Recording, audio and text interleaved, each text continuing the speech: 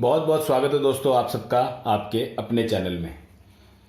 नए मेहमान अगर इस वीडियो को पहली बार देख रहे हैं और लक्ष्मी नारायण राजयोग के बारे में अगर पहली बार सुन रहे हैं तो देख रहे होंगे कि सिंह लगन के बारे में हम जानकारी प्राप्त कर चुके हैं, बल्कि मेष से सिंह तक सबके बारे में जानकारी मिल चुकी है। और आज हम कन्या लगन के बारे में जानकारी करेंगे। लेकिन यदि लक्ष्मी नारायण राजयोग को अच्छे से समझना है तो चैप्टर 189 जो कि पूरी जानकारी देगा लक्ष्मी नारायण राजयोग के बारे में, और जो भी चाहिए इस वीडियो के बारे में पूरी डिटेल में विस्तृत रूप से आपको वो वीडियो मिल जाएगा। तो चलिए शुरू करते हैं। कन्या लगन के बारे में क्या जानकारी है विस्तार पूर्वक समझ लेते हैं। कौन से भावों में किस प्रकार से लाभ, किस प्रकार से स्थितियां होते हुए हमको इस लक्ष्मी नारायण राजयोग का लाभ या हानि या जो भी है वो मिलेगा। तो चलिए कन्या लगन।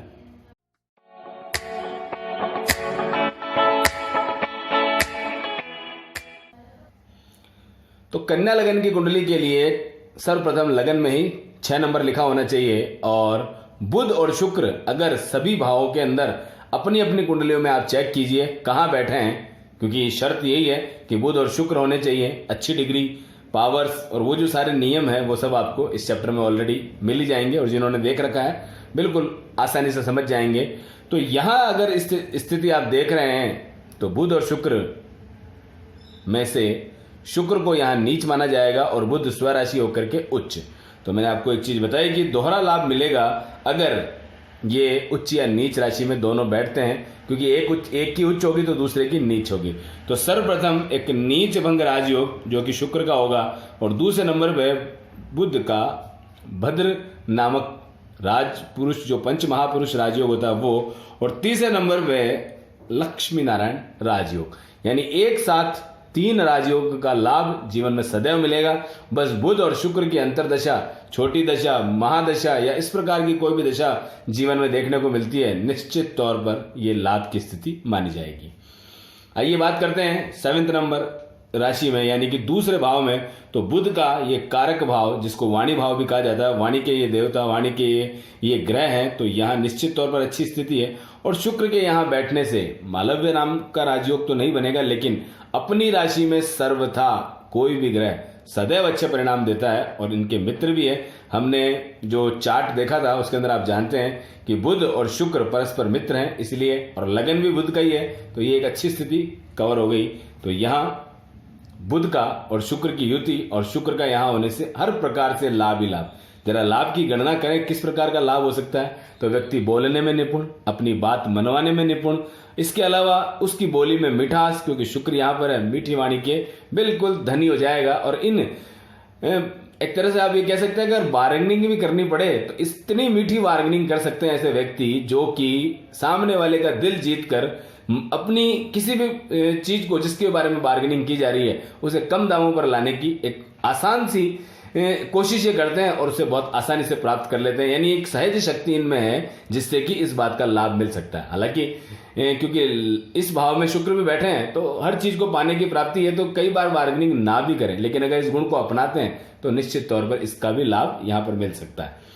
बात करते हैं यहाँ पर, तो सबसे पहले लग्नेश ही तीसरे भाव में चले गए तो जीवन खपने समान हो जाएगा। खपने का मतलब भाग दौड़ या यूं कहूं कि जितना श्रम परिश्रम किया जाएगा उतनी मेहनत उतना लाभ शायद ही मिले, तो इस भाव में फायदा उतना नहीं।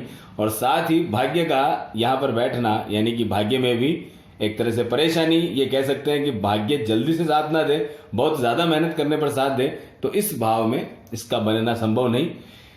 एक समभाव भी कहना यहाँ पर ठीक होगा कि चलो बहुत अच्छी मेहनत करती है तो 5% रिजल्ट की यहाँ पर उम्मीद की जा सकती है। यानी कि कोई व्यक्ति, कोई इंसान जिसका ये स्थिति है तो 5% लाभ का ये हकदार जरूर हो सकता है, इससे ज्यादा की कल्पना करना उचित नहीं।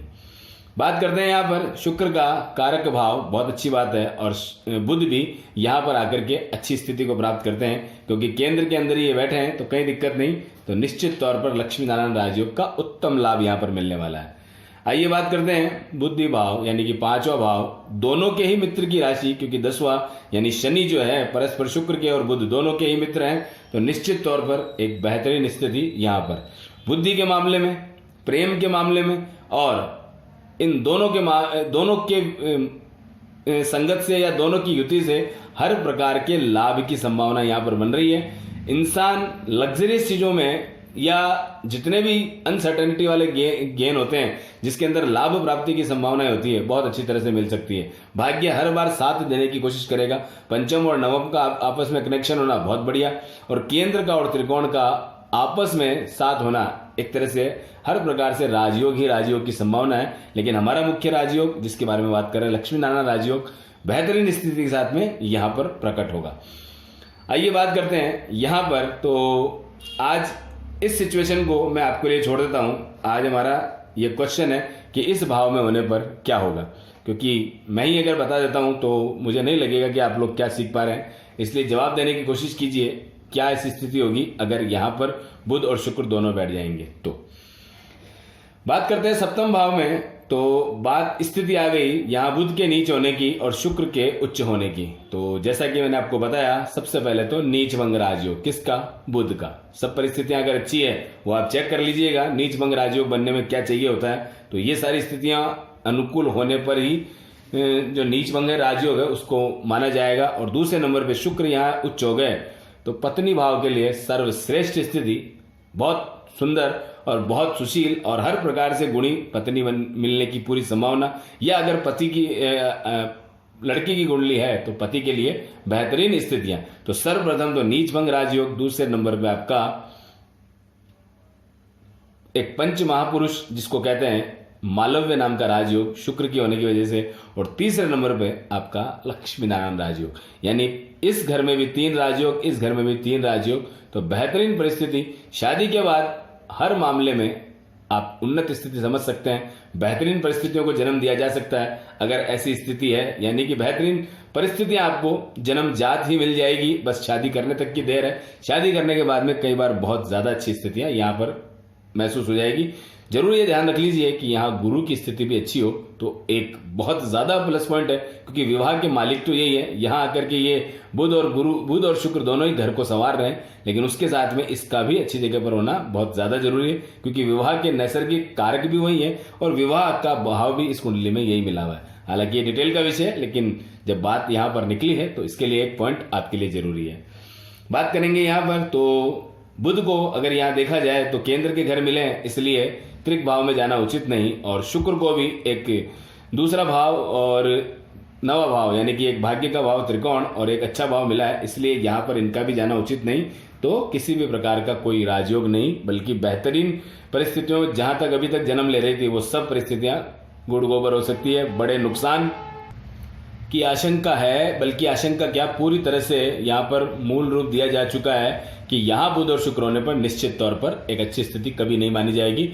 जीवन में सदैव भाग्य से परेशानी, भाग्य में लाभ की उम्मीद कभी नहीं, और जीवन संघर्षपूर्ण बनने की पूरी तरह से उम्मीद यहाँ पर दिखती है। अच्छी बात है अगर ये यहाँ स्थिति ना हो, लेकिन हो तो विशेष रूप से इनका उपाय करके अनिवार्य रूप से चेक करना चाहिए, अनिवार्य रूप से उपाय करके जीवन में लाभ लेने का प्रयास करना चाहिए। बात करते हैं आगे। भाग्य भाव में अगर हो तो बहुत अच्छी बात है, भाग्य बंदा जो है भाग्यशाली होगा, और निश्चित तौर पर शुक्र अपनी ही राशि में है तो बहुत ही अच्छी परिस्थिति, यानी लक्ष्मी नारायण राजयोग बेहतरीन ढंग से यहाँ बनता हुआ। बात करते हैं यहाँ पर। तो बुध अगर यहाँ हो तो निश्चित तौर पर सबसे पहले भद्र नाम का राजपुरुष योग, पंच महापुरुष योग, और दूसरे नंबर पे लक्ष्मी नारायण राजयोग बेहतरीन स्थिति के साथ में ये एक अच्छा कॉम्बिनेशन जो कि भाग्य भाव मतलब व्यापार भाव में बना हुआ है, हमारे कर्म भाव में बना हुआ है। निश्चित तौर पर एक अच्छे व्यापार की तरफ बढ़ता हुआ कदम और लग्जरियस कामों के व्यापार की तरफ बढ़ता हुआ कदम, यानी एक बेहतरीन लाइफस्टाइल यहाँ निश्चित तौर पर मिलेगी। बात करते हैं आय भाव, लाभ भाव, इच्छा पूर्ति वाले भाव में। तो यहाँ पर भी ये स्थिति लक्ष्मी नारायण राजयोग को जन्म देगी, क्योंकि कोई समस्या नहीं, किसी भी प्रकार से बहुत अच्छी स्थिति यहाँ पर देखने को मिलेगी। बात करते हैं यहाँ पर। तो शुक्र यहाँ अपने कारक भाव में आ जाते हैं तो कुछ हद तक अच्छा, लेकिन बुध अगर यहाँ आ जाते हैं तो ये स्थिति थोड़ी सी अच्छी नहीं। इंसान को अपनी जन्मभूमि छोड़ करके जानी पड़ सकती है, विदेश जाना पड़ सकता है, अपने परिवार से दूर रहना पड़ सकता है, या और भी कई परिस्थितियां। लेकिन अगर थोड़ा सा अच्छी मेहनत करें तो कहीं ना कहीं ये अच्छी स्थितियां पैदा कर सकते हैं, कम मेहनत के अंदर ज्यादा लाभ प्राप्त कर सकते हैं। इसलिए इसमें बनेगा तो नहीं, लेकिन फिर भी शुक्र यहाँ पर कुछ अच्छी स्थिति प्राप्त करते हैं, कुछ मामलों में फायदेमंद हो जाते हैं। इसलिए कहा जा सकता है कि कुछ 5% फायदा आप ले लें, बाकी ज्यादा की उम्मीद ना करें। प्रथम दृष्टया तो इसे नहीं मानने में ही फायदा है। ताकि हम इसके उपाय अच्छे से कर सकें। तो दोस्तों ये कुंडली के 12 भावों में इसका प्रभाव। आज का सवाल मैंने आपको छठे लगन के लिए, छठे लगन में छठी राशि के लिए दिया है, मतलब छठे भाव के लिए दिया है कि अगर यहाँ यानी 11वीं राशि में बैठे होंगे तो क्या स्थिति होगी। तो मिलते हैं दोस्तों नेक्स्ट वीडियो में। इस कन्या लगन में लक्ष्मी नारायण राजयोग पूरा हुआ, कैसा लगता है वीडियो जरूर बताइएगा। कोई बात समझ नहीं आई हो, कोई सवाल का तो जवाब आपको अगर आता है तो जरूर दीजिएगा। बाकी जो भी कमेंट आप कर सकते हैं बिल्कुल। मिलते हैं नेक्स्ट वीडियो में। Okay, bye bye.